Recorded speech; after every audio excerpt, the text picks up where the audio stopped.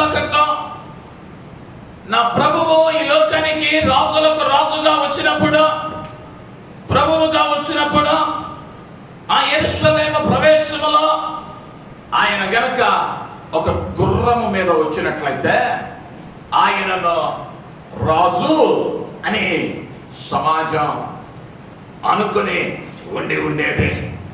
ఒకవేళ గుర్రము మీద కాక ఒంటి మీద వచ్చి ఉన్నట్లయితే ఆయన అనుకునేది ఇదొక వ్యాపారవేత్త, దూర ప్రయాణం వెళుతూ ఉన్నాడు కాబట్టి ఒంటెను వాహనంగా చేసుకున్నాడు.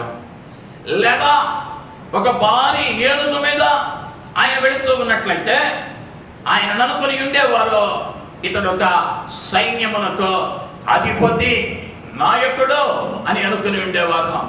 కానీ వాటన్నిటికీ అతీతముగా ఎంపిక లేని, ఎన్నిక లేని, తృణీకరింపబడిన గాడిదను ఆయన ఎన్నుకొనిన వానిగా ఉంటూ ఉన్నాడు. అయితే ఈ గాడిదను గురించి బైబిల్ గ్రంథం చాలా స్పష్టంగా చాలా విషయాలను తెలియజేసింది. మనందరికీ తెలుసు మట్లాది వారం యొక్క ప్రత్యేకత, అనేక పర్యాయాలు విని ఉంటాం. అయితే ఈ దినమున ఆ గాడిదను గురించి మీ ముందుకు తీసుకుని నేను రావాలని ఆశపడుతూ ఉన్నాను. బైబిల్ గ్రంథంలో కొన్ని గాడిదలు ఉన్నాయి. వాటి స్వభావాలు ఏమిటి, అవి వాడబడిన విధానం ఏమిటి, వాటి ద్వారా జరిగిన కార్యాలు ఏమిటో మీ ముందుకు తీసుకుని వచ్చిన తరువాత నీవు ఈ దినాన ఏ గాడిదగా ఉన్నావు అన్నదానిని ప్రశ్నించుకోవలసినదిగా ప్రభు పేరట మనవి చేస్తా ఉన్నాను. హల్లెలూయా. పాస్టర్ గారు ఏంది పండగ పూట ఏ గాడిదవు నువ్వు అని అంటున్నాడు అనుకుంటారేమో. చిన్నప్పుడు సండే స్కూల్లో పాట పాడేవాళ్ళం. గాడిద నేనయ్యా, చిన్న గాడిద నేనయ్యా, యేసు రాజు స్వారీ చేసిన గాడిద నేనయ్యా. ఆ గాడిదకు దక్కింది భాగ్యం, ఆ యేసును మోసే భాగ్యం. అంతకన్నా ధన్యత, అంతకన్నా భాగ్యం ఆ గాడిదగా నేను మారి ఉంటే అది ఎంత గొప్ప ధన్యత. ఆ పాట అర్థం అదే. గాడిద నేనయ్యా, చిన్న గాడిద నేనయ్యా. ఈ దినం మనం ఏ స్థితిలో ఉన్నామో, గాడిదల ఆ చిన్న గాడిద పిల్ల వంటి స్వభావం మనలో ఉన్నదా, లేదా బైబిల్ గ్రంథము తెలియజేస్తూ ఉన్నా మరి ఇతర గాడిదల వలె మనం ఉన్నామా అన్నది ప్రశ్నించుకొనవలసిన వారమై ఉంటూ ఉన్నా. మొదటిగా మనం వెళ్ళగలిగితే ఇర్మియా గ్రంథంలోనికి వెళదాం. 2వ అధ్యాయం ఇర్మియా గ్రంథం 24వ వచనం. అరణ్యమునకు అలవాటు పడిన అడవి గాడిదవు అది తన కామాతురత వలన గాలి పీల్చును, కలుసుకొనినప్పుడు దానిని త్రెప్పగలిగిన వాడు ఎవడు? దేవుని నామానికి మహిమ కలుగును గాక. హల్లెలూయా. మొట్టమొదటిగా చెప్పబడుతూ ఉన్నటువంటి గాడిద, ఇదేం గాడిదయ్యా అంటే అందరం ఏం గాడిద? అడవి గాడిద. అక్కడ చెప్పున ఒక మాట అన్నాడు, దానిని త్రెప్పగలవాడు ఎవడు? ఈ గాడిద యొక్క స్వభావం ఏమిటయ్యా అంటే, అడవి గాడిద ఇది కట్టబడి ఉండలేదు. గాడిద స్వేచ్ఛగా ఉంది. అడవిలో దీనినంటూ ఎవడును క్రమపరచువాడు లేడు. దీనిని క్రమపరచేవాడు లేదా క్రమము నేర్పించేవాడు అడవిలో ఎవడునో దీనికి లేడు. అంటే ఈ గాడిద ఏంటయ్యా అంటే, తన ఇష్టము వచ్చినట్లుగా, తనకు నచ్చిన విధంగా అది తిరిగేటువంటి స్వభావం కలిగినది.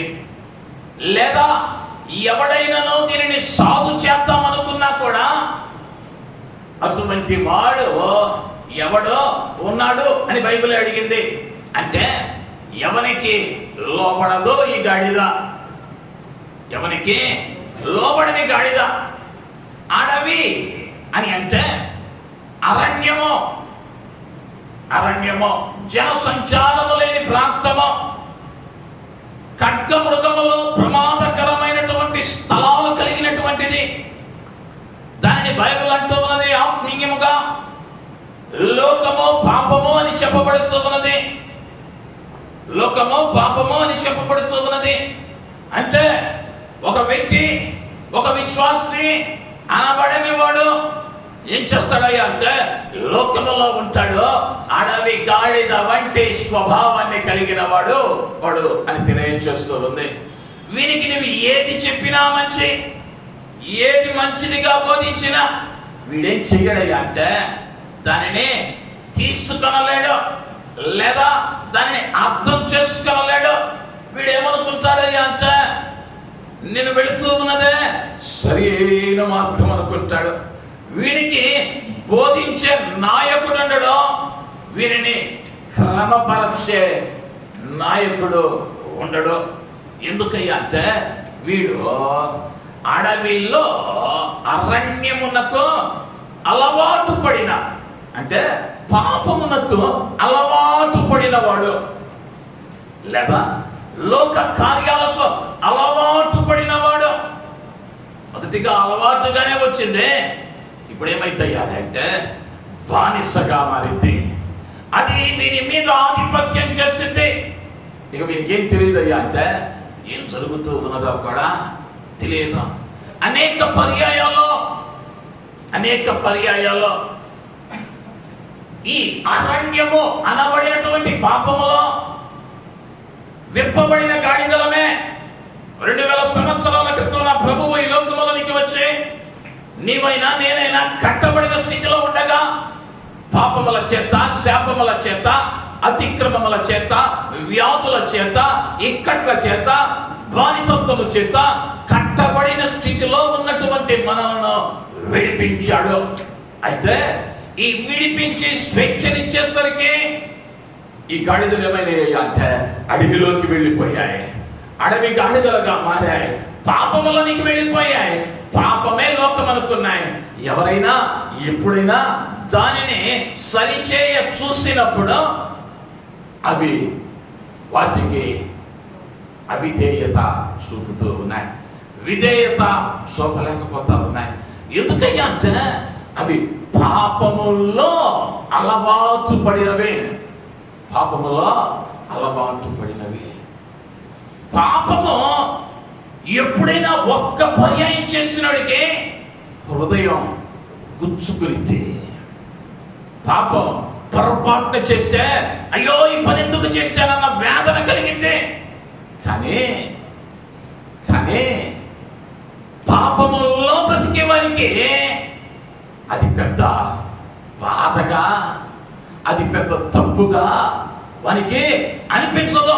తిరిగి వాడు ఏం చేస్తాడయ్యా అంటే దానిలో గర్విస్తాడు, దానిలో వాడు చేయించున్నదే గొప్పది అని వాడు విర్రవీగుతూ ఉంటాడు. అనేక పర్యాయాల్లో మన ఆత్మీయ జీవితాలలో నిన్ను కట్ల నుంచి విడుదల చేయడానికి వచ్చినటువంటి ప్రభువు తన రక్తం ఇచ్చి నిన్ను విడిపించాడు. నువ్వు అడవిలో ఉన్నావా, ఆయన ఎక్కిన గాడిదగా ఉన్నావా ప్రశ్నించుకోవాలి. ఒక విషయాన్ని జ్ఞాపకం చేస్తా ఉన్నా, పాపము నీలో ఉందా? నువ్వెవరివయ్యా అంటే అడవి గాడిదవు. పాపము నీలో ఉంటే అడవి గాడిదవు.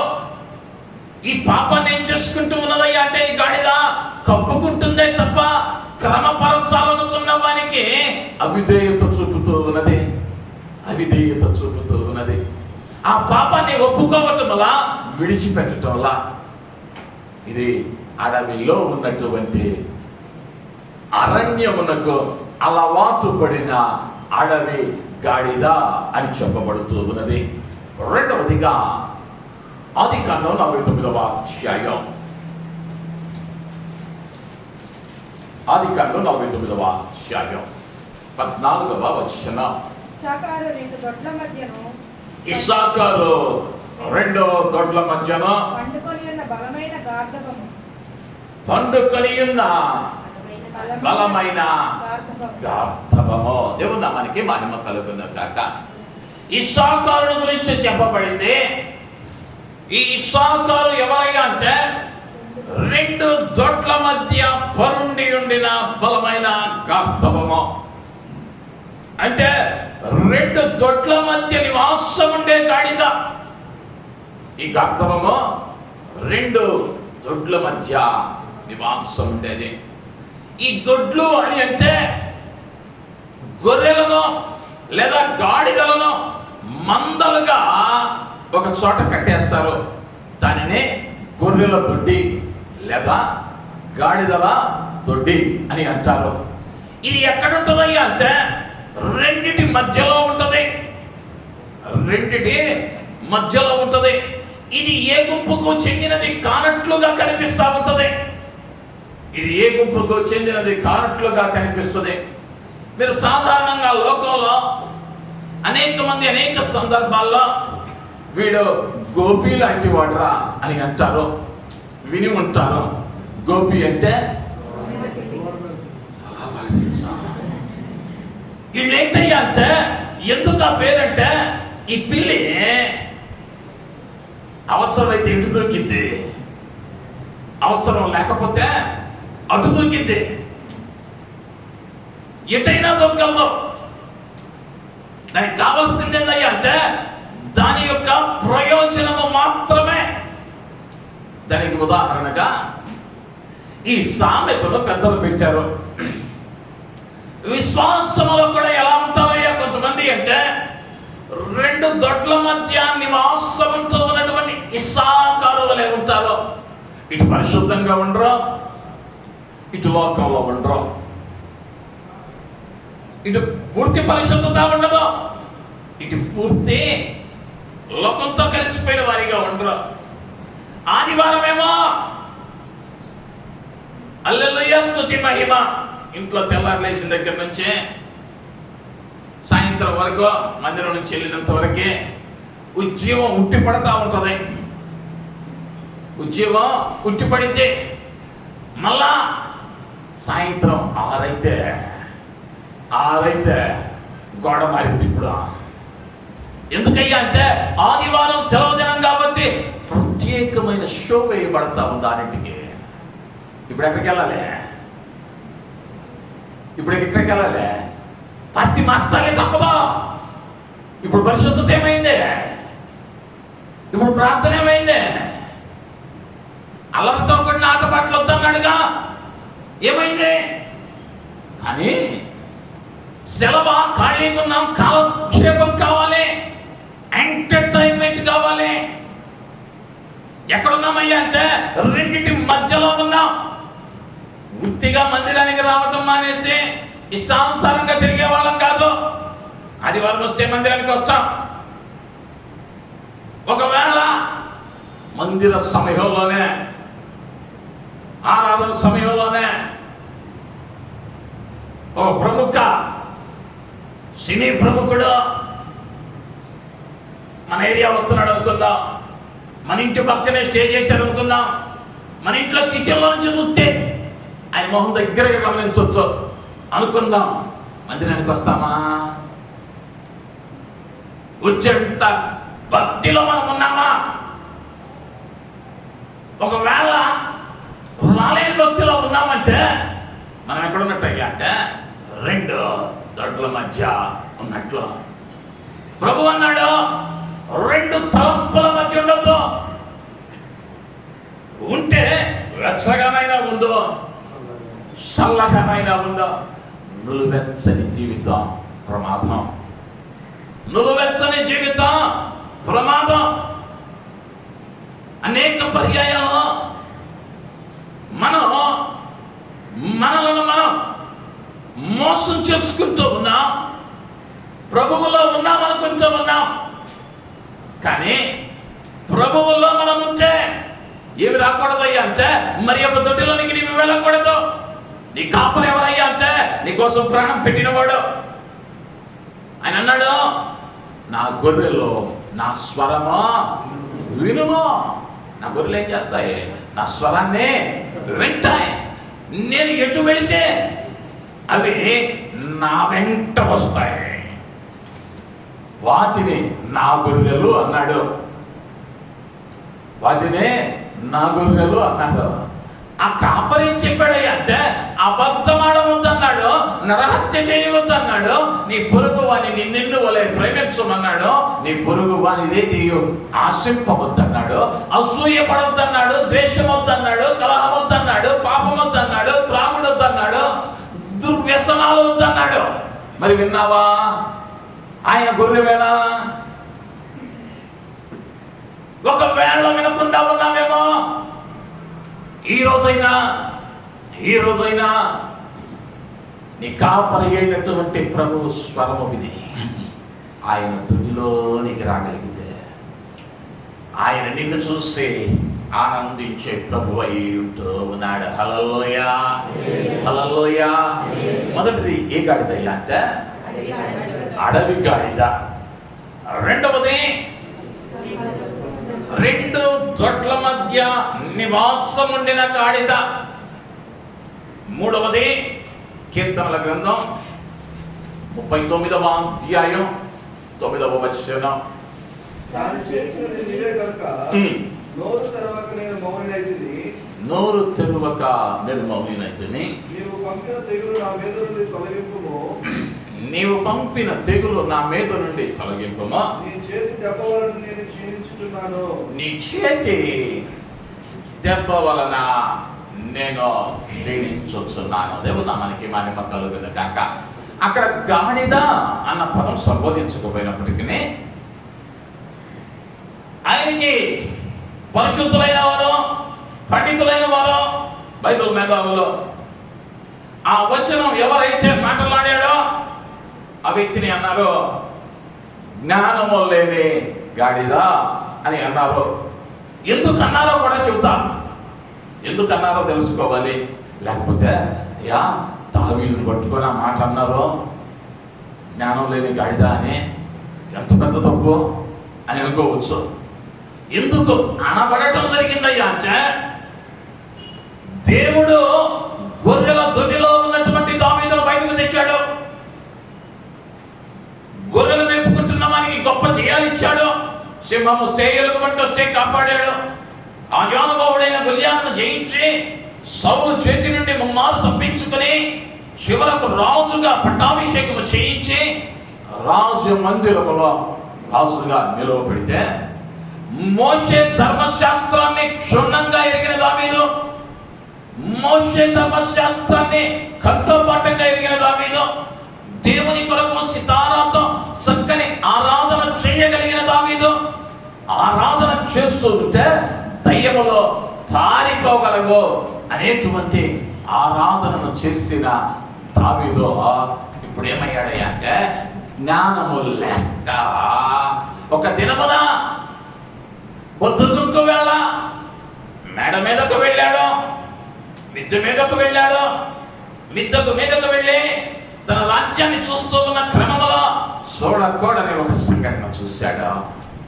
చూడకూడని సంఘటన చూసిన వెంటనే మేల్కొని ఉన్నట్లయితే, జ్ఞానముగా ప్రవర్తించినట్లయితే మరి ఒక అడుగు పడేది కాదు. దాన్ని గురించి ఆలోచించాడు. ఆ పాపంలో పడ్డాడు. పడ్డ తర్వాత అయినా లేచున్నట్లయితే బాగుండేది.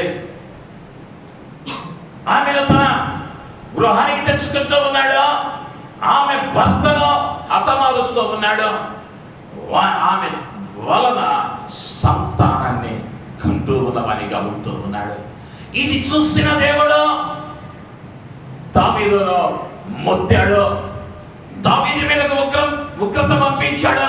ఇప్పుడు అంటున్నాడు దావీదు, అయ్యా ఇది చేసినది నీవేనని నేను ఎరుగుతున్నా, అందుకే నేను నోరు తెరవక ఉన్నాను, నోరు తెరవక మౌనినై ఉన్నాను. ఎందుకయ్యా అంటే జ్ఞానం లేక చేసే ఈ బుద్ధి తక్కువ పని. ఇప్పుడైనా నన్ను క్షమించు. అనేక పర్యాయాలు మనం కూడా ఈ బుద్ధి లేని గాడిద వలె ధర్మశాస్త్రం తెలుసా, దేవుని ఆజ్ఞలు తెలుసా, దేవుని క్రమము తెలుసా, దేవుడు ఏది చేయమన్నాడో ఏది వద్దన్నాడో తెలుసా. ఇన్ని తెలిసినా అనేక పర్యాయాలు ఈ ఒక్క పర్యాయమే కదా, ఎవ్వరూ చూడటం లేదు కదా, ఇక్కడ ఎవ్వరూ లేరు కదా అని మనల్ని మనం మోసం చేసుకుంటూ అనేక పర్యాయాలు బుద్ధి లేనటువంటి పనులను చేస్తూ ఉన్నాం. మనం జ్ఞానులమని అనుకుంటూ ఉన్నాం. కానీ ఎందువలన చేశామయ్యా పని అంటే జ్ఞానము లేకపోవటాన్ని బట్టి.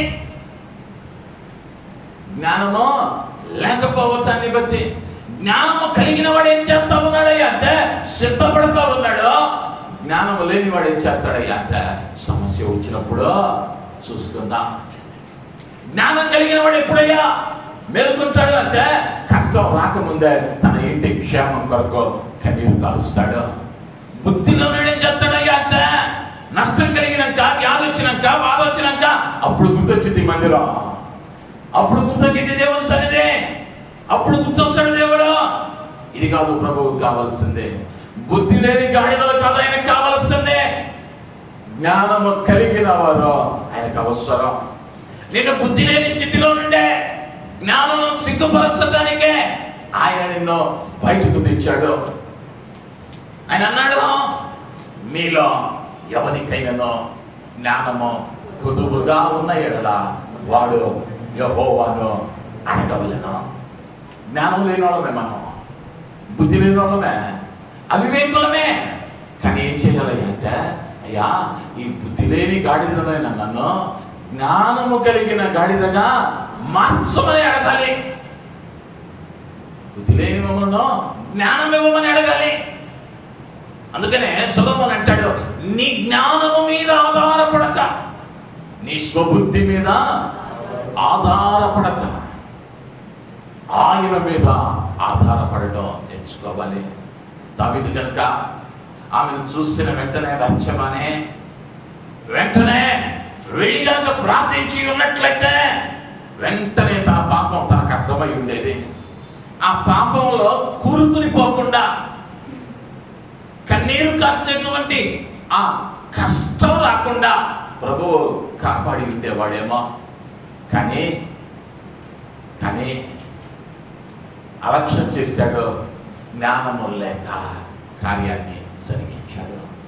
ఈనాడు అనేక మంది క్రైస్తవులు జ్ఞానము లేక బుద్ధి లేని పనులు, వీరికి సంబంధం లేని కార్యాలు క్రైస్తవ్యాన్ని వేదనకు గురి చేయటానికి,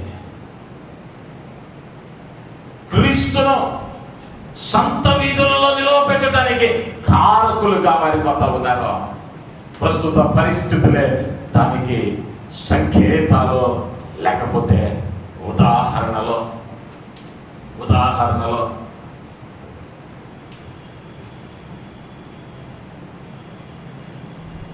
అనేక పర్యాయాలు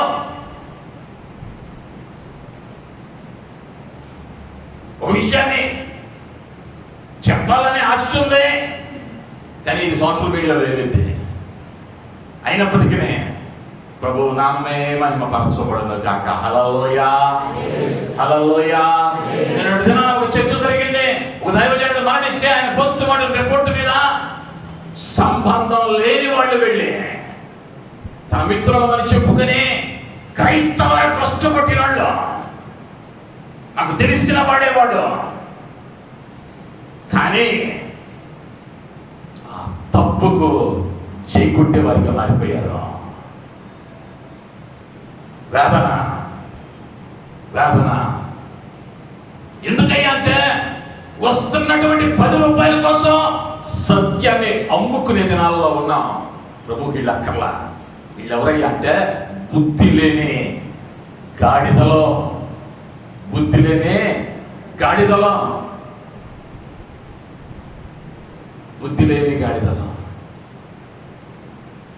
ఒక విశ్వాసి ఆలోచిస్తాడు వెళ్ళకూడని చోటకి వెళ్ళటానికి. ఆ మాత్రం జ్ఞానం లేదు. ఒక విశ్వాసి, సాధారణమైన విశ్వాసి తోటి విశ్వాసి ఎవడన్నా చూస్తాడని ఆలోచిస్తాడా వెళ్ళకూడని చోటకి వెళ్ళేటప్పుడు? కానీ వీళ్ళుంటాడేమో, చేస్తుంటాడేమో, ఆధారాలు ఉన్నాయిగా. క్రైస్తవులమే ఎటు పెడతా ఉన్నా సత్యం ఎరిగి ఏమైపోయింది అంటే క్రైస్తవ్యానికి సొంత జ్ఞానం ఎక్కువైపోయింది. బైబిల్ అక్కర్లా, పండితులమైపోయాం. చదువుకునే స్వేచ్ఛ ఇచ్చాడు ప్రభువు. 4 ముక్కలు చదువుకోవటం రాగానే, 4 ఇంగ్లీష్ ముక్కలు రాగానే గొప్పవారమని మన జ్ఞానం మీద ఆధారపడిపోతా ఉన్నా. మన జ్ఞానం మీద ఆధారపడే వాళ్ళ ఎక్కర్లేదు, ఆయన జ్ఞానం మీద ఆధారపడే వాళ్ళు కావాలి. అందుకని దావీదుని మొత్తాడు ప్రభువు. బిడ్డని ఇచ్చాడు బెత్షెబకి. 7 రోజులు ఉపవాసం ఉన్నా కనికరించలా ప్రభువు. ఆ బిడ్డ వ్యాధి చేత మరణించాడు. ఏం చేయకూడదు అంటే ప్రభు అన్నాడు ఒక మాట స్పష్టంగా, నీకు చేతనైతే మేలు చెయ్యి, కీడు తలపెట్టవద్దు. నీకు ఆ విషయం నీకు అవగాహన లేదా, విడిచిపెట్టు. అనవసరం నీకు దానిలోకి వెళ్తాం. ఒక ఆధ్యాత్మికమైన విషయంలో లేదా నీ ఆత్మీయ ఎదుగుదలలో బైబిల్లో ఖచ్చితంగా స్పష్టంగా అర్థమయ్యే భాషలో ఆయన రాశాడు. చదివితే ప్రతివానికి అర్థమైతే ఏది చెయ్యాలో ఏది చేయకూడదో. మరి చెయ్యకూడని దాన్ని చేస్తా ఉన్నావంటే చదివినా ఏం రావట్లేదయ్యా అంటే బుద్ధి రావచ్చంలా. మరి బుద్ధి కోసం ఏం చేయాలయ్యా అంటే ఆయన దగ్గర అడగవలసిన వారమై ఉంటున్నా. ప్రభువు నిన్ను గూర్చి వేదన పడే స్థితిలోనికి నువ్వు వెళ్ళకూడదు. నీ అజ్ఞానతను బట్టి 2000 సంవత్సరాల క్రితం జయోత్సవం మధ్య సంతోషంగా వచ్చాడు ఆ గాడిద మీద. మరి ఆయన సంతోషపరచిన గాడిదగా మనం ఉన్నామా? లేదా బుద్ధి లేని పనులు చేసి బుద్ధి లేని గాడిదలుగా మారిపోయి ఆయనకు అవమానం తెచ్చేవారి జాబితాలో ఉన్నామా?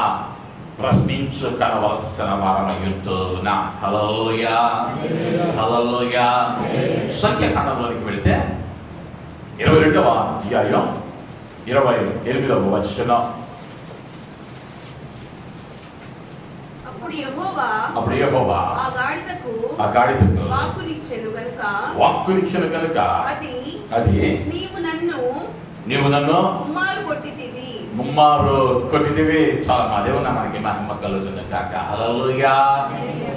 ఈ గాడిదకి ఏం పేరు పెడదామయ్యా అంటే బుద్ధి చెప్పిన గాడిద.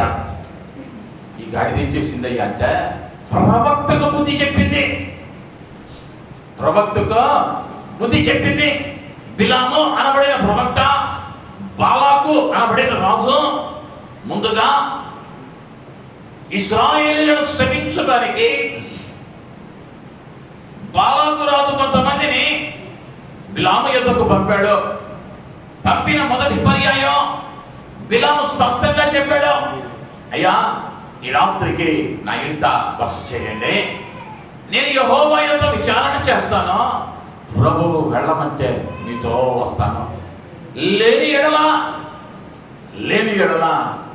నేను మీతో రాను అని చెప్పి ఆ రాత్రికి వారు ఆయన యొద్ద ఉన్నట్లుగా చెప్పాడు. రాత్రి ప్రార్థించాడో, ప్రభువుతో మాట్లాడాడో.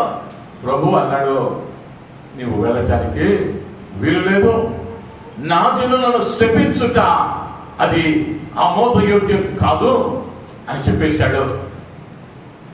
ఒక్కసారి చెబితే అర్థం అవ్వాలి ఎవరికైనా. బిలాముకు మొదటి పర్యాయం చెప్పాడు, వద్దు, వారు నా ప్రజలు, వారు నువ్వేం చేయకూడదు అంటే శపించకూడదు. అయిపోయింది. బాలాకు రాజు దగ్గర నుంచి వచ్చినటువంటి వారు తిరిగి వెళ్ళారు. వెళ్ళి వారికంటే గనులైన అధికారులను ఇప్పుడు పంపించాడు. ఇప్పుడు పంపిస్తాం, అయ్యా బిలాము, నీవెంతైతే బంగారాన్ని అడుగుతావో, నువ్వెంతైతే వెండిని అడుగుతావో దానిని ఇచ్చుట రాజుకు సమ్మతము. నీవు ఏది అడిగినానో లేదనక ఇచ్చదనని రాజు మాట ఇచ్చాడు. నీవు మాతో రావలేనో అని అడిగాడు. ఇంతకు ముందే వెళ్ళనా వద్దా అంటే వద్దన్నాడు ప్రభువు. ఇప్పుడు ప్రవక్త ఏం చేయాలి? ప్రవక్త ఏం చేయాలి? నిన్నే కదా ప్రభువుని అడిగాను, ఇశ్రాయేలును శపించొద్దన్నాడు కదా, అదే మాట చెప్పాలి. కానీ వారిచ్చిన ఆఫర్కి ఆశపడి, అయ్యలారా ఈ రాత్రికి నా ఇంట బస చేయండి, నా ఇంట బస చేయండి, నేను ప్రార్థన చేస్తాను. ప్రభువు వెళ్ళమంటే వస్తానన్నాడు. అలా ప్రార్థన చేశాడు. ప్రభు ఇప్పుడు అన్నాడు, నిన్న చెబితే అర్థం కాలేదా అని అనుకుని వీనికి పాఠం నేర్పుదామని సరే వెళ్ళు అన్నాడు. వెళుతున్న మార్గంలో గాడిద మీద వెళ్తా ఉన్నాడు. గాడిద మీద వెళ్తా ఉంటే ఎదురుగా దేవుని దూత ఖడ్గము దూసి నిలవబడింది. దానిలో గాడిద పొలంలోనికి దిగింది. గాడిదను కొడుతూ ఉన్నాడు. గాడిదకు కనిపించింది అగ్ని ఖడ్గము పట్టినటువంటి దూత. ఎవరికి కనిపించలేదయ్యా అంటే దైవజనుని కనిపిలా. ఎందువల్ల కనిపించలేదయ్యా అంటే అంధత్వముతో నిండిపోయింది. కళ్ళు గుడ్డివయ్యాయి, చూపు కనిపిస్తా ఉంది, కానీ సత్యం అర్థం కావటంలా. సాతానుడు చేసేటువంటి మొదటి కార్యమేది? ఆత్మీయ నేత్రాలకు అంధత్వాన్ని కలుగు చేస్తాడు. బిలాము అనుకుంటా ఉన్నాడు, దేవుడే కదా నన్ను వెళ్ళముందే, అందుకే కదా వెళ్తున్నాను అని బిలాము అనుకుంటున్నాడు. కానీ నిలవబడినటువంటి ఆ ఖడ్గము ధరించిన దూత కనిపించటంలా పొలంలోకి వెళ్తే మళ్ళా అక్కడ ఎదురుపడతా ఉంది ఖడ్గము ధరించిన దేవదూత, అగ్ని ఖడ్గం. మళ్ళా గాడిద చిన్నని మార్గంలోనికి వెళ్ళింది. మళ్ళా కూర్చాడు. ఈ పర్యాయం గోడ కానిచ్చింది. కాలికి దెబ్బ తగిలేసరికి మళ్ళా కూర్చాడు. చివరి పర్యాయం ఎదురు నిలబడ్డాడు దూత, ఇతనిని కింద పడవేసింది. ఇప్పుడు ప్రభు ఏం చేశాడయ్యా అంటే మాటలు రాని గాడిదకు మాటిచ్చి, ఇంతకుముందు జ్ఞానే, ఇంతకుముందు బుద్ధి కలిగిన వాడే, అనేక మందికి బుద్ధి చెప్పిన వాడే, ఈ గాడిదకు బుద్ధి చెప్పడానికి ఆ గాడిదకు మాటిచ్చాడు. హల్లెలూయా, హల్లెలూయా.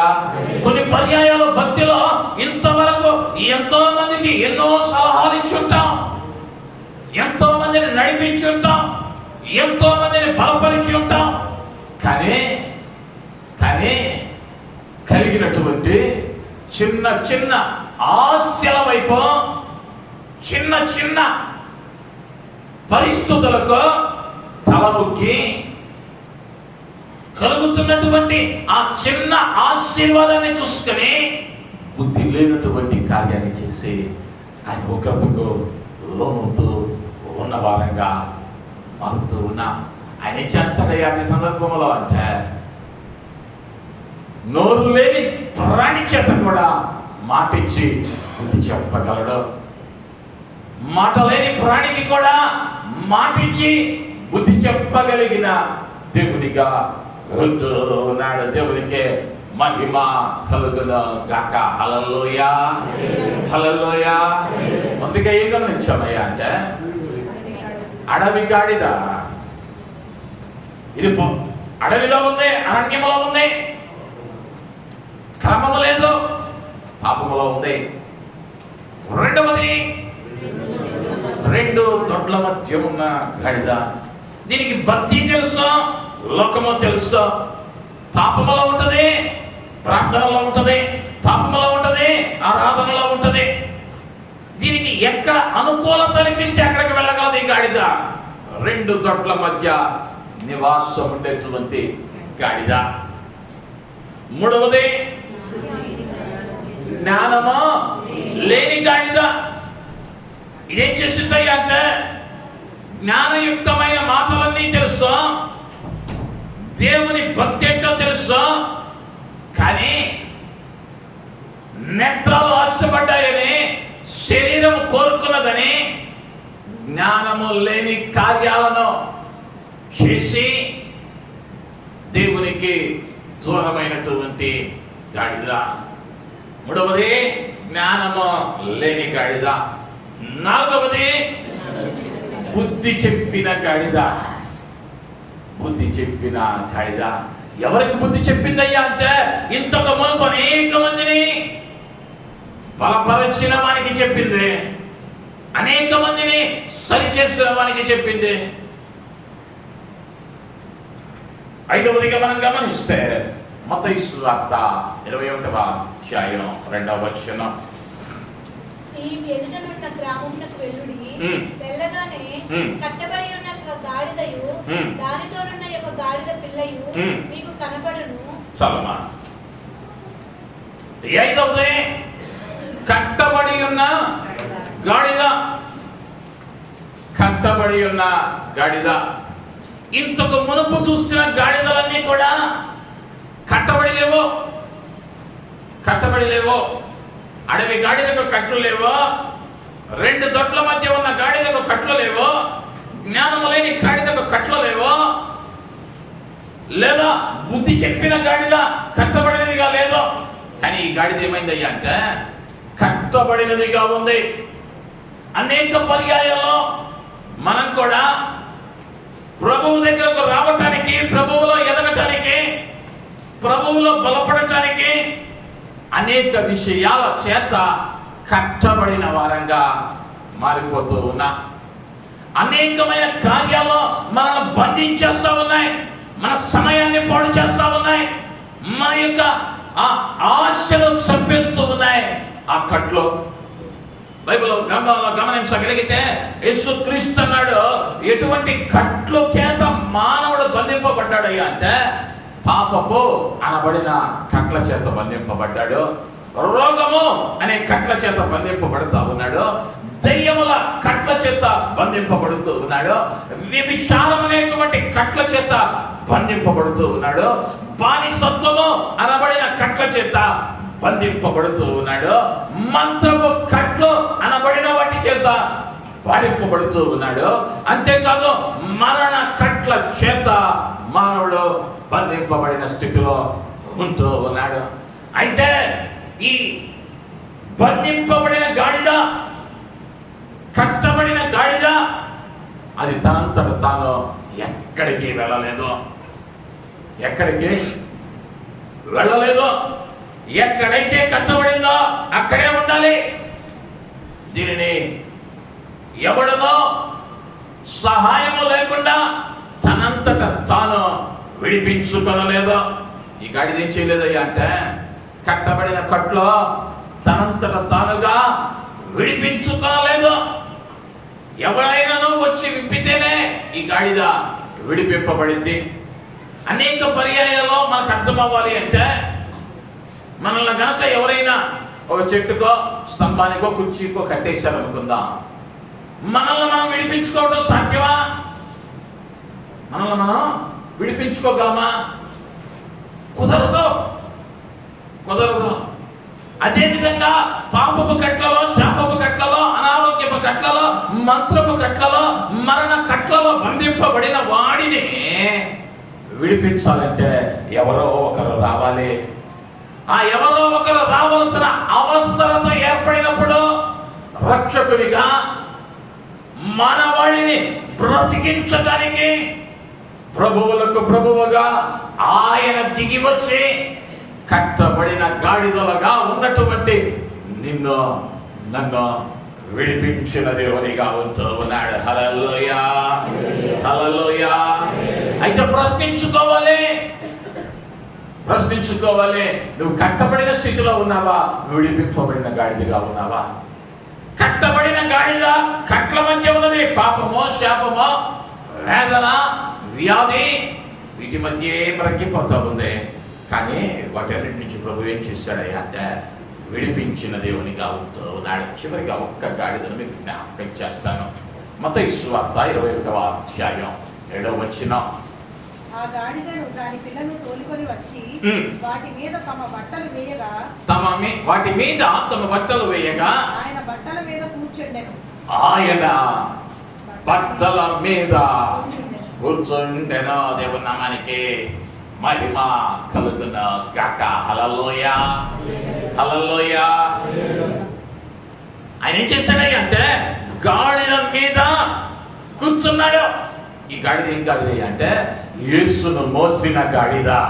హల్లెలూయా, హల్లెలూయా.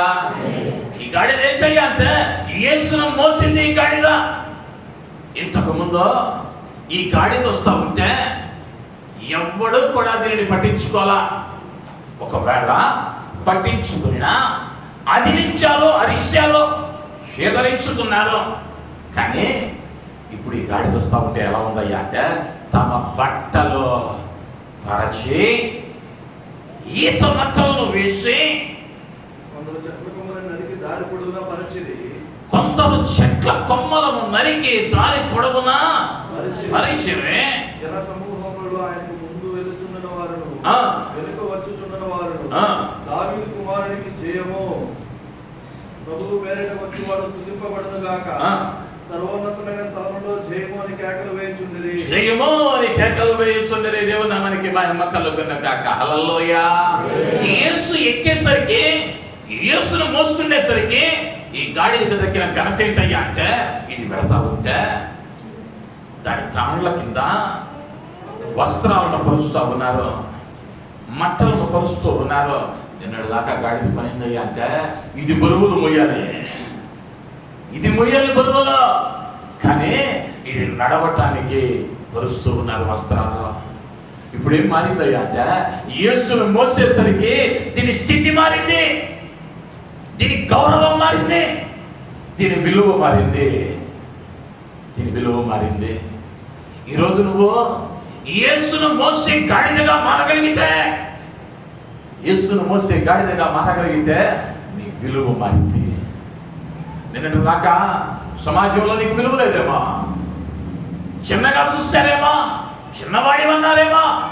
యేసును మోయటం నేర్చుకోవాలి, యేసును మోయటం నేర్చుకోవాలి. యేసుక్రీస్తు వారు మాట అన్నాడు శిష్యులను, మీ సిలువ ఎత్తుకుని నన్ను వెంబడించుడి.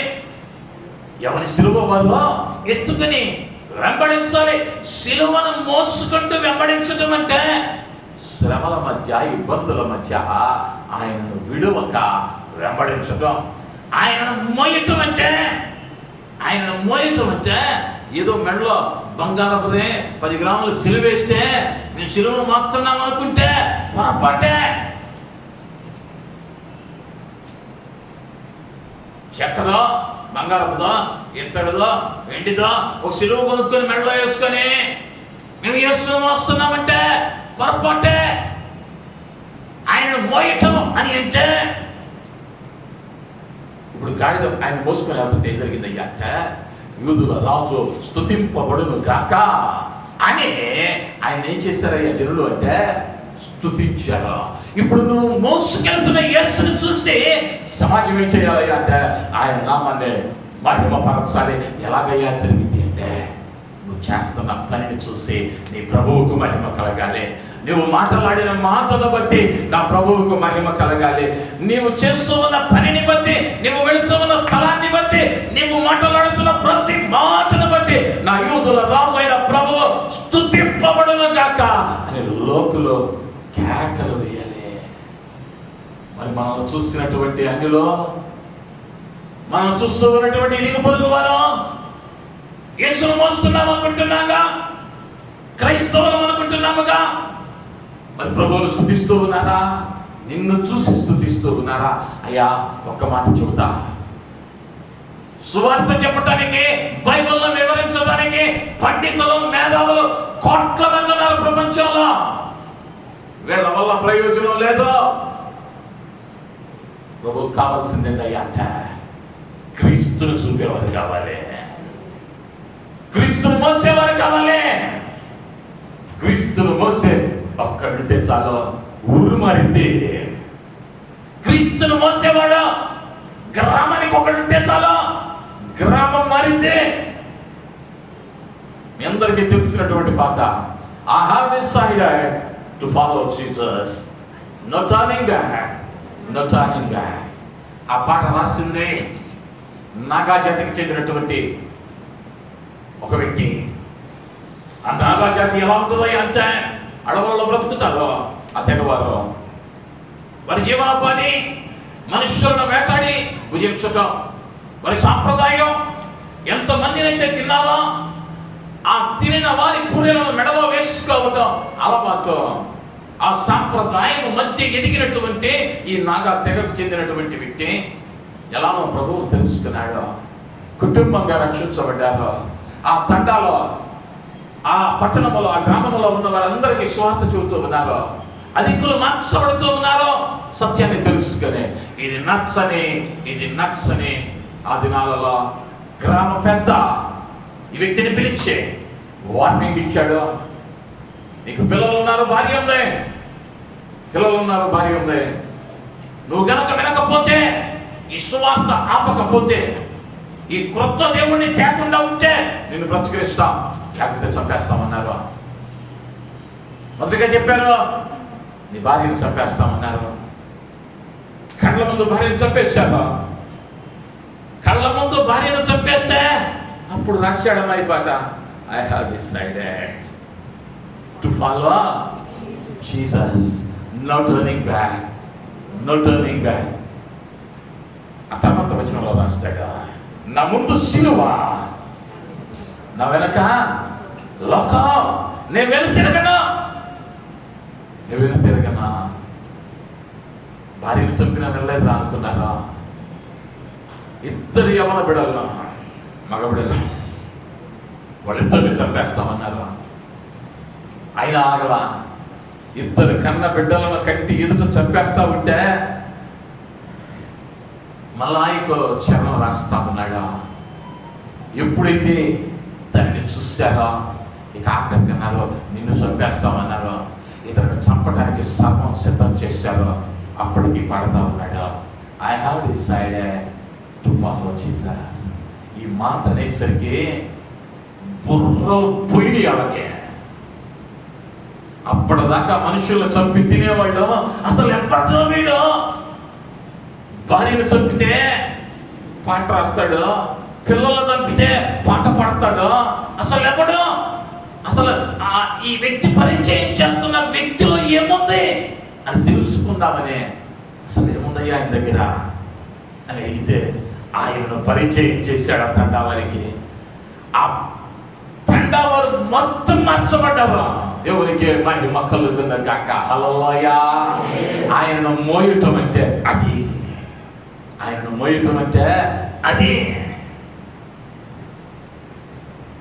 నేను ఇంకొక సాక్ష్యాన్ని చెబుతాను. ఎప్పుడు యేసన్న గారు ఒక మీటింగ్కి వెళ్ళాడు. యేసన్న గారితో పాటు మరి ఒక సేవకుడు ఆహ్వానించబడ్డాడు ఆ కూడికల్లో. ఆయన ప్రసంగం విన్నాడు. యేసన్న గారి మాటలు కొంచెం హాస్యాస్పదంగా ఉంటాయి కొన్ని మాటల్లో. సందేశం అయిపోయిన తర్వాత ఇద్దరు కలిసి భోజనం చేస్తా ఉంటే యేసన్న గారు ఉండబట్టలేక అడిగాడు, అయ్యా సందేశం బాగా చక్కగా చెప్పావు, ఎక్కడ రక్షించబడ్డావయ్యా అన్నాడు. ఎవరి దగ్గర రక్షించబడ్డావయ్యా అన్నాడు. ఎలా రక్షించబడ్డావయ్యా అన్నాడు. వెంటనే ఆ దైవజనుడు అన్నాడు, అయ్యా మా గ్రామంలో ఉన్న మాస్టర్ గారిని చూసి రక్షించబడ్డానయ్యా అన్నాడు. మా మాస్టర్ గారిని చూసి రక్షింపబడ్డానయ్యా అన్నాడు. యేసన్న గారికి కొంచెం కోపం వచ్చింది. ఎవడైనా విని రక్షింపబడతాడు, నువ్వేంటండి చూసి రక్షింపబడ్డానన్నావు. అవునండి, వాస్తవంగా మీరు విన్నది. ఏం చూశారు మీరు అన్నాడు. ఏం చూశారు మీరంటే ఆయన చెబుతా ఉన్నాడు, అయ్యా మా గ్రామంలో ఎలా ఉంటుందయ్యా అంటే అందరం వివిధ పనులకు వెళ్తాం. సాయంకాలానికి ప్రతి ఇంటిలో పనుల నుంచి వస్తారు.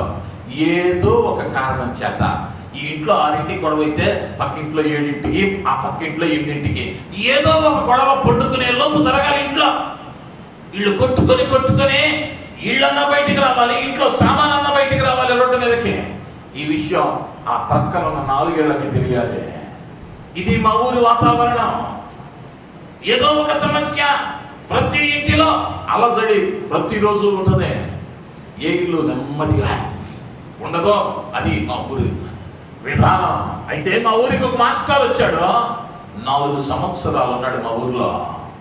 4 సంవత్సరాలలో ఆ ఇంటి నుంచి స్పూన్ బయటికి రాలా, ఆ ఇంటి నుండి కేక వినిపించలా. నాకు అర్థం కాల. మా బిడ్డలు అక్కడిక్కడ అల్లరి చిల్లరి పనులు చేసి గొడవలు అయ్యాయి. కానీ ఆయనకి 4 పిల్లలు. ఏ రోజు ఆ బిడ్డలు ఎట్టుంటారో కూడా మాకు తెలియదు.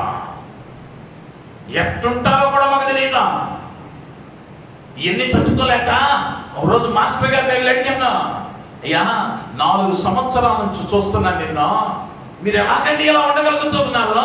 మీ భార్యాభర్తలకి గొడవ రాదు, మీ పిల్లలు ఏది తప్పుడు పని చేయరు, మీరు చెప్పిన మాటల్లో మీ పిల్లలు వింటారు, అందులోనూ యవనస్తులైన పిల్లలు.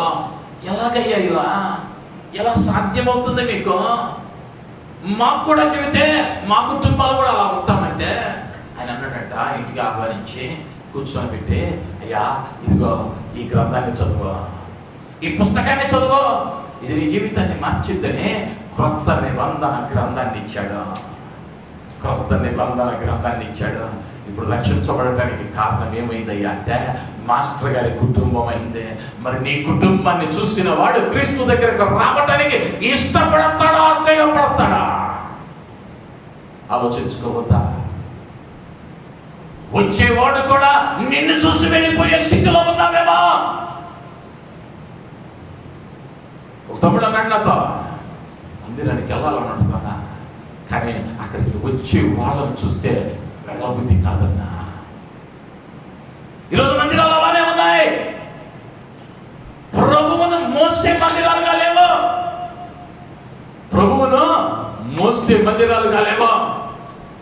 ప్రభువును చూపలేకపోతా ఉన్న మాదిరి మాటలో, క్రియలలో, పనులలో మాదిరి కరువైపోయినటువంటి సమాజం.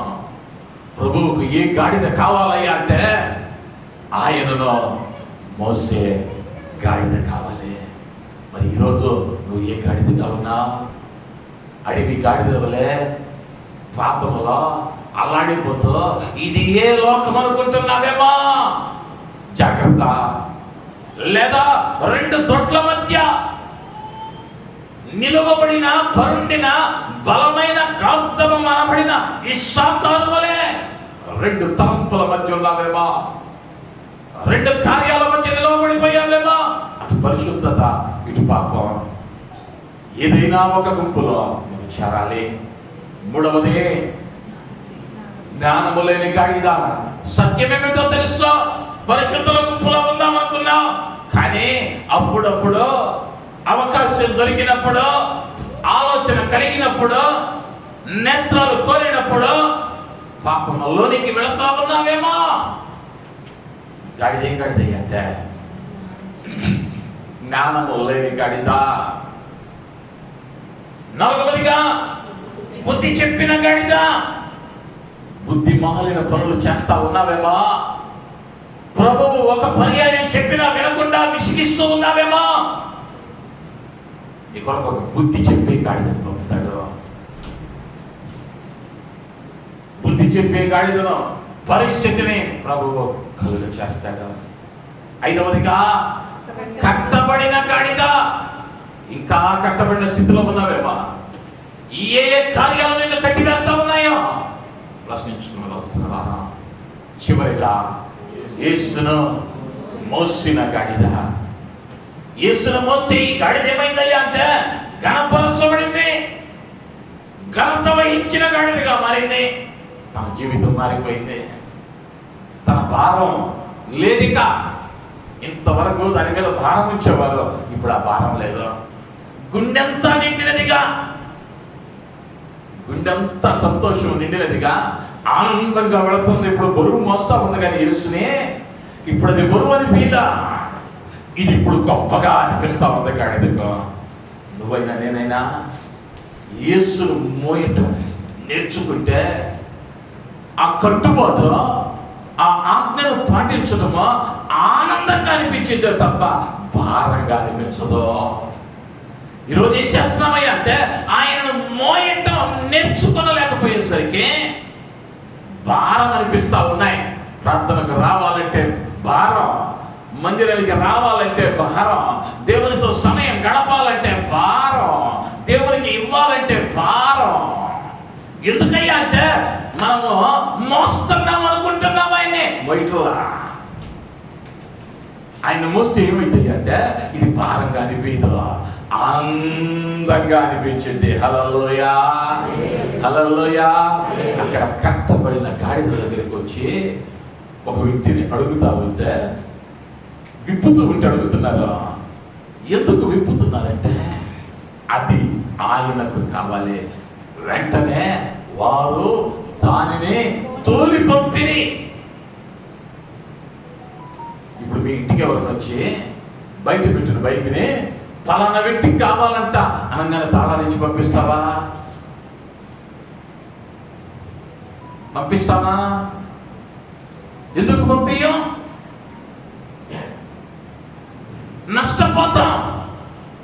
నష్టపోతాం. కానీ ఈ యజమానుడు అది నష్టంగా భావించరా.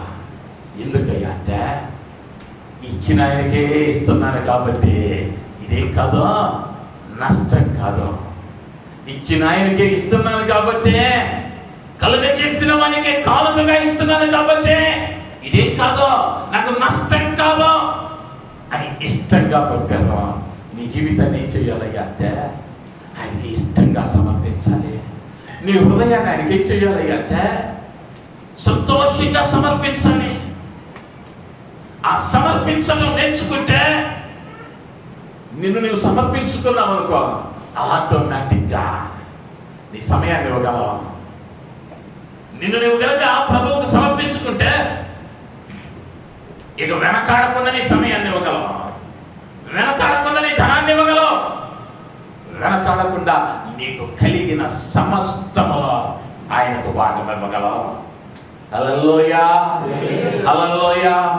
2000 సంవత్సరాల క్రితం గాడిద అనబడిన భారవాహకము మీద జయోత్సవముల మధ్యలో ప్రవేశించిన ఆ రాజు స్తుతింపబడును గాక అని యోధులు కేక వేసిరి.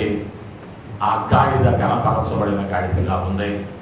అయితే నీవు నేను ఈరోజు ఏ గాడిద వలె ఉన్నామో ఒక్కసారి పరిశీలించుకుంటూ యేసును మోసిన గాడిదగా మారాలని ఆశపడుతూ తలలో వచ్చుతాం. చిన్న ప్రార్థన.